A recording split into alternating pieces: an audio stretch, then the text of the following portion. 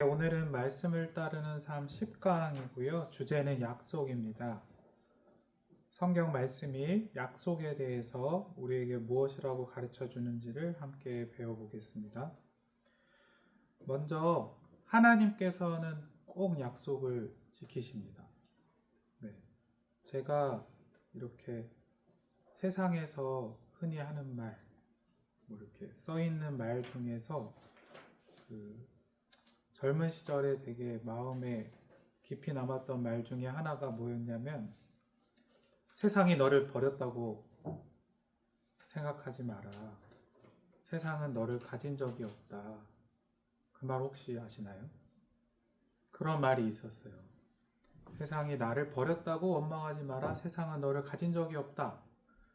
그래서 제가 철학을 좋아해가지고 도대체 무슨 말이 하고 싶은 거야? 이렇게 생각을 하다가 하나님과 비교하니까 이해가 쉬워졌어요.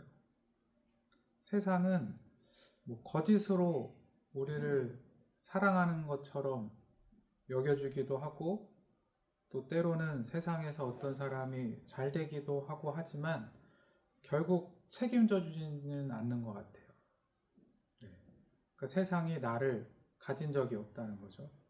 근데 하나님께서는 우리가 인생이 때때로 어렵고 또 잘못된 길을 간다고 할지라도 우리를 당신 것이라고, 하나님의 자녀라고 늘 말씀하시기 때문에, 약속하시기 때문에, 그렇다고 하나님을 원망하라는 것은 아니지만 하나님께서는 늘 우리를 인도하시고 또 목숨을 다하시기까지 우리를 구원해 주시고, 또 어떻게 생각하면 그렇게 우리는 늘 하나님께 기도할 수 있고, 늘 하나님께는 또 어떻게 표현하면 신세한탄도 할 수 있고 그럴 수 있다는 생각이 들었습니다. 어쨌든 오늘의 주제는 약속입니다. 그래서 하나님은 세상과 다르시고, 이 성경에서 이야기하는 약속이라는 개념은 하나님께서는 하나님이 말씀하신 것, 하나님이 약속하신 것은 꼭 지키신다라는 것이 중요한 개념이라고 할 수 있습니다. 민수기 23장 19절 말씀을 보시면요, 하나님은 사람이 아니시니 거짓말을 하지 않으시고 인생이 아니시니 후회가 없으시도다. 어찌 그 말씀하신 바를 행하지 않으시며 하신 말씀을 실행하지 않으시랴. 하나님께서는 세상과 다르고 또 보통 인간과 다르시고 반드시 거짓이 없으시고 말씀하신 바를, 약속하신 바를 반드시 이루어 주시는 분이다. 이것이 우리의 믿음의 기초입니다. 그리고 사실 궁극적으로 하나님께서는 우리에게 제일 좋은 것을 주셨는데, 우리가 아직 죄인 되었을 때 예수님을 약속대로 주셔서 우리를 구원하여 주셨습니다. 그리고 누구든지 예수님을 믿기만 하면, 그 약속을 붙들기만 하면 구원을 받고 후에 예수님과 같이 부활하여 영원한 하나님 나라에서 살게 될 것이라고 약속해 주셨습니다. 그게 궁극적 약속, 궁극적 소망이라고 할 수 있는데, 나중에 다시 설명하겠지만 이것이 우리의 믿음에 있어서, 또 약속이라는 개념에 있어서 굉장히 중요합니다. 그렇다면 약속은 어떤 일을 하는가? 먼저는 사람의 인생의 모양을 약속을 따라 사느냐 아니면 세상을 따라 사느냐로 크게 둘로 나누어 볼 수 있을 것 같아요. 그래서 우리 믿는 사람들은 하나님의 약속을 따라 사는 사람들이라고 할 수 있습니다. 갈라디아서 4장을 보면 구약의 아브라함의 두 아들 이스마엘과 이삭을 이렇게 비교하거든요. 갈라디아서 4장 22절부터 23절 말씀인데요. 기록된 바 아브라함에게 두 아들이 있으니 하나는 여종에게서, 이스마엘을 말한 겁니다. 하나는 여종에게서 났고, 그렇기 때문에 이스마엘 또한 사실 세상의 종이기도 합니다. 하나는 이삭을 말하는 겁니다. 자유 있는 여자, 사라에게서 났다 하였으며 이렇게 되어 있습니다. 그리고 23절에서 여종에게서는 육체를 따라 낳고 자유 있는 여자에게서는 약속으로 말미암았느니라. 쉽게 얘기하면 이스마엘은 육체, 곧 세상을 따라 낳은 사람이고 또 이삭은 하나님의 약속을 따라서 낳은 사람이다 라고 할 수 있습니다. 우리도 예수님을 믿으면 거듭난다고 하잖아요. 우리가 하나님의 약속을 믿고 누구든지 예수님을 믿으면 구원을 받고 하나님의 자녀가 된다, 신분이 변한다 라고 하면 우리 역시 거듭난 것이고 이제 더 이상 이스마엘처럼 세상을 따라 사는 것이 아니라 약속을 따라 사는 사람으로 정체성이 완전히 변한 것입니다. 이것을 꼭 기억해야 하고요. 창세기 17장에 보면 그래서 이스마엘의 삶과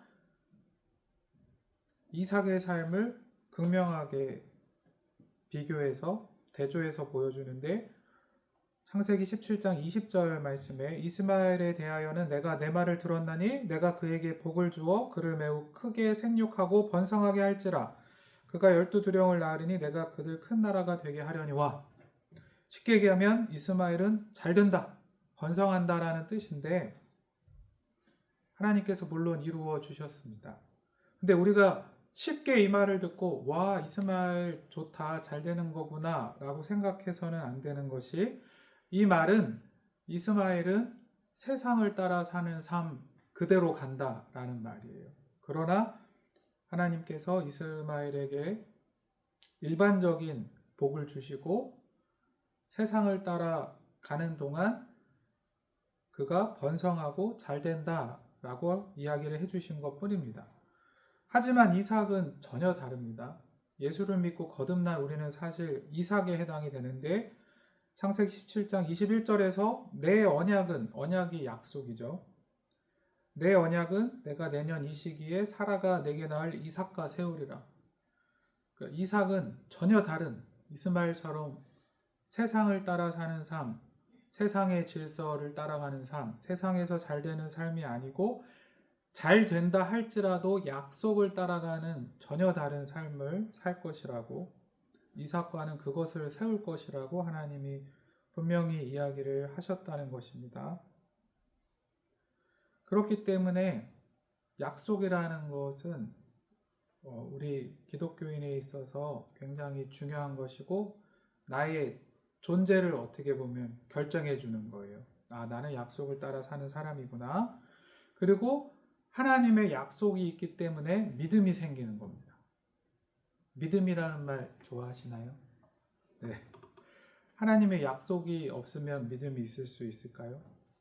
우리가 믿는다는 말은 다시 말하면 하나님을 믿는다는 것이기도 하고 또한 맨 처음에 설명했듯이 하나님께서는 세상과 달리 그 어느 인생과 달리 무조건적으로 하나님의 약속 그대로 이루어 주신다, 지켜 주신다라는 것을 우리가 믿고 그 약속, 하나님 말씀을 따라 사는 것을 의미합니다. 그래서 약속은 믿음을 낳습니다. 로마서 4장 3절 말씀입니다. 성경이 무엇을 말하느냐? 아브라함이 하나님을 믿음에 그것이 그에게 의로 여겨진 바 되었느니라. 우리도 아브라함과 같은 믿음이 있어야 되는데 아시죠? 아브라함은 하나님이 약속을 하셔서 너가 고향, 아비 친척 집을 떠나라. 내가 너에게 보여줄 땅으로 가라. 내가 너의 자손에게 복을 주겠다. 라는 하나님의 약속을 믿었습니다. 그래서 약속은 믿음을 낳는 것입니다. 그리고 로마서 4장 20에서 21절을 보면 아브라함 얘기인데요. 계속해서 믿음이 없어 하나님의 약속을 의심하지 않고 믿음으로 견고하여져서 하나님께 영광을 돌리며 약속하신 그것을 또한 능히 이루실 줄을 확신하였으니, 그러니까 아브라함의 인생을 한마디로 이렇게도 정의할 수 있다. 하나님의 약속을 믿음으로 따라간 삶이라고 표현했습니다. 이렇게 약속은 믿음과 깊은 관련이 있습니다. 히브리서 11장 1절도 둘의 관계를 이렇게 설명하는데요. 믿음은 바라는 것들의 실상이요 보이지 않는 것들의 증거니. 굉장히 좋아하는 말씀입니다. 믿음은 바라는 것의 실상입니다. 바란다는 것은 미래를 뜻하는 것일 거고요. 근데 여기서 말하는 바라는 것은 그냥 내가 원하는 것을 의미한다기보다는 하나님께서 나에게 약속해 주신 것을 내가 바랄 때 나에게 믿음이 생기고 그 믿음이 실제요 증거같이 역할을 한다고 이야기하는 것입니다. 그리고 보이지 않는 것들의 증거니 하나님은 우리에게 보이지 않으시기도 하고 또 하나님의 약속도 현재 우리 눈앞에는 안 보일 수 있습니다. 그러나 우리가 믿음을 가질 때 그 보이지 않는 것들의 그 믿음이 하나님의 약속에 대한 증거가 됩니다. 더욱 놀라운 말씀도 있는데요. 그러면 하나님의 약속에 대해서 믿음을 갖는다는 것이 현재에도 어떤 영향을 줄 수 있는가? 요한복음 8장 56절 말씀을 보시면 너희 조상 아브라함은 나의 때 볼 것을 즐거워하다가 보고 기뻐하였느니라. 네, 아브라함은 이게 예수님 말씀인데요. 예수님의 때를 볼 것을 미리 보고 즐거워하고 기뻐하는 삶을 살았다. 이렇게 이야기하시는 겁니다. 아까 하나님의 약속에 궁극적인 약속, 이미 이루어진 거기도 하지만 그러나 아직 하나님이 완성해 주실 약속이기도 한 것이 우리는 모두 예수님을 믿고 구원을 받아 영원한 하나님 나라에서 주님과 함께 영광을 받으며 사는 것을 우리가 약속을 받았다라고 했는데 그렇다면 그 하나님의 약속이 이루어지기 전까지는 효력이 없느냐? 그렇지 않습니다. 아브라함이 하나님께서 너의 후손, 아브라함의 후손 중에 예수님을 보내주시고 그 예수님을 통하여 온 세상의 자손들이, 사람들이 복을 받고 구원을 받을 것을 먼 미래의 하나님의 약속임에도 불구하고 미리 맛보고 기뻐하고 즐거워하는 삶을 살았습니다. 성경 말씀을 보시면 누가 믿음이 좋은가에서 굉장히 공통적으로 많이 드러나는 것 중에 하나가 뭐냐면요. 저도 또 강의를 들으시는 분들도 그러한 은혜가 있었으면 좋겠는데요. 기도 응답이 현실적으로 지금 당장 이루어지던 아직 기다리는 중이던 간에 그 사람에게 평강과 감사와 찬양이 있을 때가 있습니다. 특히 성경 말씀은 꼭 그 성경의 인물들의 믿음을 보여줄 때 다윗과 같은 경우도 꼭 하나님 속히 나를 도우소서 나를 구원하여 주소서 이렇게 기도를 하다가 시편 말씀 같은 것을 보면 나는 하나님의 구원을 믿고 기뻐하고 찬양합니다. 이런 고백을 합니다. 그것은 마치 분명히 하나님께서는 약속을 지켜주실 것이고 또 나는 현재에도 그 약속이 살아서 나에게 영향을 주고 있기 때문에 이게 세상에서는 있을 수 없는 일이죠. 믿는 자들에게 일어나는 신비인데 그 약속이 힘이 있어서 이미 나에게 평강과 기쁨과 찬양을 불러일으키는 거예요. 무슨 말인지 이해되시나요? 쉽게 적용해 보겠습니다. 가족 중에 왼수가 있을지라도 그 기도가 능력이 있으려면 하나님의 약속을 붙들고 내가 내 자녀를 위하여 또 배우자나 누구 가족을 위하여 또 뭐 부모님의 구원을 위하여 간절히 눈물로 기도할 때에 하나님이 나에게 평강을 주신다. 믿음을 주신다. 평안을 주신다. 지금은 멀어 보이지만 하나님 안에서 하나님 찬양합니다. 내 자녀가 분명 잘 될 줄로 믿습니다. 저보다 더 하나님을 잘 섬기고 믿음으로 승리할 것을 믿습니다. 이렇게 찬양을 하고 감사하게 되는 것 자체가 하나님의 약속이 실제이고 지금 아브라함이 예수님의 때를 미리 보고 즐거워하고 기뻐한 것처럼 하나님의 약속이 살아서 지금 나에게도 이루어지고 있기 때문입니다. 왜냐하면 하나님은 시간을 초월해 계시잖아요. 그래서 하나님의 약속이라는 것도 미래에 이루어질 소망이기도 하지만 현재 나에게도 영향을 주고 또 응답을 주는 그런 약속이 되는 것입니다. 이제 좀 더 실제적인 얘기를 해볼 텐데요. 약속이 중요한 이유는 하나님 말씀이라고도 표현할 수 있는데 약속이 기도의 원재료이기 때문입니다. 한번 따라해 보시겠습니다. 약속은 기도의 원재료이다. 약속은 기도의 원재료이다. 네, 저는 이러한 기도 체험을 제 얘기를 해서 죄송하지만 많이 해봤던 것 같아요. 네. 아주 우스갯소리로 표현하면 아내한테는 막 이런 말도 했었던 것 같은데 능력 있는 기도를 하려면 말씀을 딱 붙잡고 하나님 죄송합니다. 멱살을 잡고 하나님 여기 말씀이 있습니다 하면서 이 말씀대로 하셔야죠. 이렇게 기도할 수도 있겠다. 표현해 볼 수 있겠는데요. 제가 문장을 하나 썼는데 읽어보겠습니다. 필요를 구하는 것은 좋은 기도이다. 하나님께서도 구하라고 하셨죠. 내가 기도할 제목이 있어서 하나님께 믿음으로 기도하는 것은 굉장히 좋은 기도입니다. 그러나 약속, 즉 말씀을 붙들고 구하는 것은 더욱 좋은 기도입니다. 즉 이렇게 기도한다는 겁니다. 하나님께서 말씀하신 대로 행하시옵소서. 하나님 이 말씀을 나에게 이루어 주소서. 이렇게 기도한다는 건데요. 이거는 굉장히 중요하고 어쩌면 우리가 평생 믿음 생활을 하면서 꼭 내가 믿음이 성장할 때에 점점 더 발전해야 되는 것 중에 하나인데 우리가 이렇게 하나님의 약속, 하나님의 말씀이 기도의 능력이요 기도의 원재료라면은 말씀을 많이 알아야 돼요.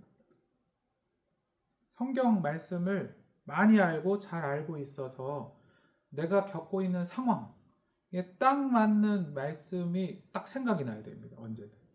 그래야 내가 이 말씀을 붙들고 뭐 30일이든 50일이든 작정 기도를 한다. 혹은 뭐 자녀를 위해서 늘 기도를 한다고 할 때에 기도는 하나님의 능력이 나타나는 실제이기 때문에 그리고 맨 처음에 하나님의 약속은 신실하다고 인생과 달리 거짓이 없으시다고 했기 때문에 항상 기도를 할 때는 딱 맞는 말씀을 붙들어야 됩니다. 이거는 이러한 체험이 많을수록 더 이렇게 실력이 느는 것 같기도 해요. 기도를 내 상황을 가지고 간절히 기도하다 보면 하나님이 말씀을 떠오르게 하실 때가 있고요. 그 말씀을 붙들고 기도하라고 아니면 어떤 체험이 힘이 돼서 계속해서 이렇게 기도해야 하는 것이 맞구나 하는 그런 힘이 되기도 합니다. 예를 들어 이제 한 집사님이 제가 들은 간증 중에 기억나는 것은 계약을 할 때에 굉장히 불리한 상황이 있었대요. 어떤 이제 대표를 만나서 꼭 계약을 따내야 되는데 자기가 봐도 그 경쟁하는 업체들과 비교했을 때 유리한 점이 별로 없고 잘 될 것 같지 않았을 때에 이렇게 한 달 정도 작정해서 기도하고 있는데 딱 떠오른 말씀이 그 말씀 아시나요? 그 왕의 마음은 보의 물과 같아서 보는 물길이잖아요. 이렇게 논 같은 데서 보의 물과 같아서 하나님께서 임의로 주관하시느니라. 이 세상의 왕과 같은 남 눈치 볼 거 없는 권력자의 마음도 하나님이 보시기에는 그저 물길의 물처럼 이렇게 탁 틀면 이렇게 따라가고 이렇게 가면 이렇게 간다는 말씀인 거죠. 그래서 그 말씀이 이거야. 이게 지금 그 적용인 거예요. 기도를 할 때에 하나님 약속을 원재료로 기도해요. 그래서 그 말씀을 붙들고 하나님 저는 능력이 없고 객관적으로 보면 불리한 면이 많지만 하나님은 살아계시고 하나님의 뜻이라면 하나님이 이 사람의 마음을 주장하셔서 꼭 계약을 따게 해주세요라고 기도했는데 그대로 됐다고 합니다. 그러니까 이렇게 저도 그런 경험들이 꽤 많이 있었는데 이렇게 어떤 말씀을 붙들고 기도할 때 하나님이 진짜 그 약속을 지켜주시는구나가 쌓이고 쌓여 갈수록 기도가 더 담대해지고 기도의 능력이 더 생기는 것 같습니다. 그렇게 기도를 할 때는 약속, 말씀을 붙들고 하면 좋다에서 이어서 우리 기독교인들에게 숙제가 있는데 목사님 그러면 우리는 현재의 문제를 위해서도 기도를 해야 되나요? 현재의 삶에 필요한 것들을 위해서도 기도를 해야 되나요? 물론입니다. 디모데전서 4장 8절 말씀입니다. 육체의 연단은 약간 유익이 있으나 경건은 범사에 유익하니 금생과 내생에 약속이 있느니라. 금생에도 약속이 있고 내생에도 약속이 있습니다. 즉 현재의 삶에도 하나님의 약속이 있습니다. 쉽게 얘기하면 잘 아시는 것처럼 건강 때문에 기도할 제목이 있습니다. 뭐 건강에 대한 하나님 말씀이 있나요? 네, 물론입니다. 저도 요즘 건강 때문에 기도할 때 자주 생각나는 말씀이 그 중풍병자와 친구들에 대한 말씀입니다. 왜 말씀을 읽을수록 은혜가 되잖아요.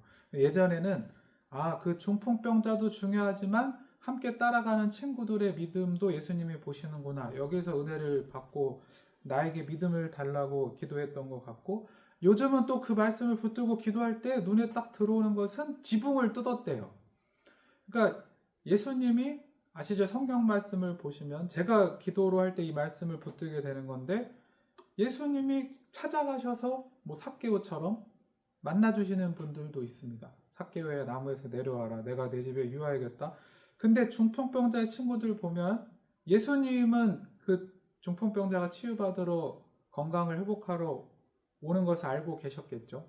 예수님은 전지전능하시니까 분명히 알고 계셨는데 집 밖으로 안 나오십니다. 근데 그 집으로 가는 길은 온 사람들이 몰려 있어서 다 막혀 있습니다. 근데 그러한 막힘이나 인간의 눈으로 보기에 방해물들이 있을 때 주님이 원하시는 건 뭐였냐면 지붕을 뜯기까지 예수님께 찾아가는 거였다라는 것이 저는 좀 은혜가 되고 있습니다. 요즘은 그렇게 어쨌든 건강을 위해서 기도할 때에 건강에 관한 수많은 약속의 말씀이 성경에 있고요. 물질을 위해서 기도할 때도 당연히 성경의 약속의 말씀이 있고, 지혜에 대해서 기도할 때 있을까요?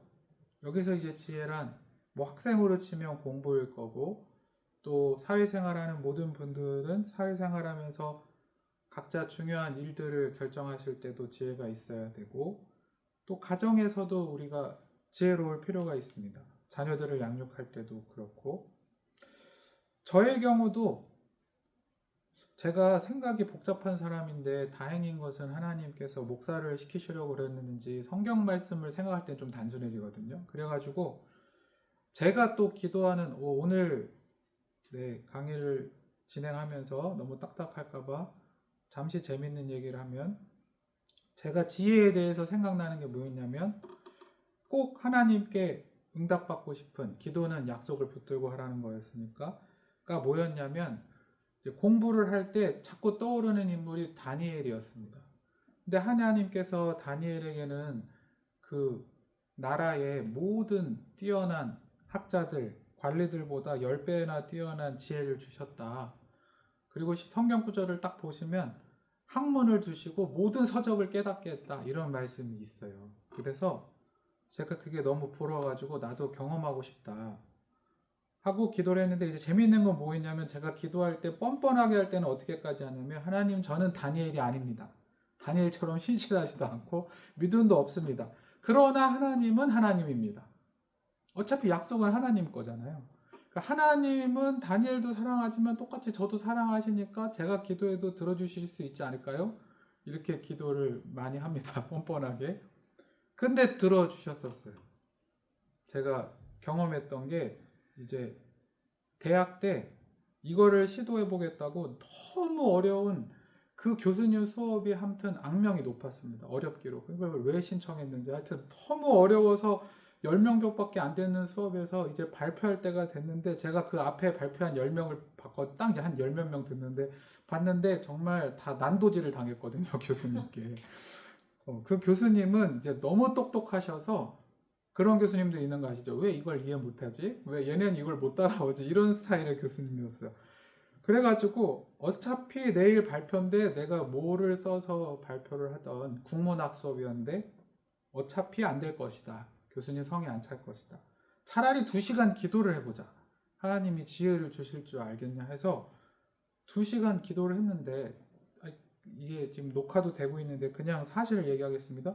2시간 기도하는 동안 그래도 큰 그림이 그려졌어요. 개요가 다 정해졌어요. 그래가지고 그대로 잘 써서 발표를 했는데, 제가 그때 나름 굉장히 이게 기도응답이었기 때문에 제 자랑이 아니고 하나님이 하신 건데, 어제 일처럼 생생한가 봐요. 10몇 년 지났는데 발표를 딱 했더니 교수님이 제가 이번 학기에 학생들에게 바라는 수준의 발표가 딱 이 정도입니다. 처음이네요. 이 학생이 하셨어요. 근데 저는 알죠. 제 능력으로 쓴 게 아니라는 거를. 근데 제가 더 기뻤던 건 그 칭찬을 받은 거는 뭐 그렇게 크게 기쁘지 않았고, 그래 나도 다니엘이 받았던 지혜를 한번 체험해 봤다. 하나님이 지혜를 주실 수 있구나. 이런 하나님의 약속을 가지고 기도했을 때 하나님께서 현실적인 삶에도 꼭 필요한 것을 응답해 주신다는 것을 경험했던 것이 힘이 되었습니다. 그러니까 뭐 길이 막힌다든지 우리가 인생을 살면서 어떤 어려움이 있다든지 성경에는 다 있습니다. 그런 약속의 말씀들이 우리와 비슷한 일들을 겪었던 사람들이 다 있고요. 출산을 위해서 기도하는 가정에는 한나의 기도가 있고 또 하여튼 여러 가지 상황 가운데 우리가 붙들 말씀이 성경에 많이 있습니다. 로마서 8장 32절 말씀입니다. 자기 아들을 아끼지 아니하시고 우리 모든 사람을 위하여 내주시니가 어찌 그 아들과 함께 모든 것을 우리에게 주시지 아니하겠느냐. 그 약속을 하나님이 꼭 지키신다고 할 때에 우리가 또 그 약속을 가지고 담대히 하나님께 기도할 수 있도록 우리의 중재자가 되어주시는 예수님이 계시죠. 그래서 하나님께서는 우리에게 아들을 아끼지 않고 예수님을 주실 정도로 우리를 사랑해 주셨고, 그러니 그 아들과 함께 어찌 모든 것을 우리에게 주시지 아니하겠냐고 약속을 하십니다. 그러니 우리가 현재의 삶에서 어려움이 있을 때도 꼭 딱 맞는 약속, 말씀을 붙들고 기도해야겠습니다. 마지막으로 우리는 다 기도를 합니다. 근데 뭐가 문제가 될 때가 많냐? 때가 문제가 될 때가 많습니다. 그래서 마지막은 약속과 하나님의 때인데요. 한 세 가지로 마지막을 설명하고 끝내도록 할 텐데, 첫째는 하나님의 약속을 우리는 믿습니다. 무조건 될 것이라고. 근데 그렇게 하나님의 때를 기다리며 약속을 붙들고 기도할 때에 첫째로 끝까지 기도해도 내가 처음 기도한 제목은 응답이 안 될 때가 있습니다. 이것이 근데 그 다음에 하나님의 약속을 믿고 담대히 기도하는 것을 방해할 때가 많아요. 경험해 본 적 있으시죠? 기도하다가 응답이 더디거나 아니면 어떤 문제의 경우에 응답이 안 되면 이게 사람은 연약하기 때문에 낙심을 해서 그 다음 기도를 할 때 반드시 응답하실 거라는 담대함이 부족할 때가 있어요. 근데 저는 기도에 있어서는 하나님의 약속은 신실하시고 그때는 언제까지 기도를 해야 되냐면 기도를 계속 하다 보면은 경험해 보셨을 거예요. 그 약속을 이루어 주시진 않았지만 그게 응답이 안 된 것이 왜 더 하나님의 은혜인지, 그게 왜 더 은혜이고 하나님은 나에게 무슨 약속을 이루어 주셨는지를 깨닫게 하실 때가 있어요. 저는 무조건 깨달을 때까지 기도해야 된다고 생각하는 편입니다. 그래야 그 다음 기도할 때 담대하게 기도하는 능력이 없어지지 않을 수 있어요.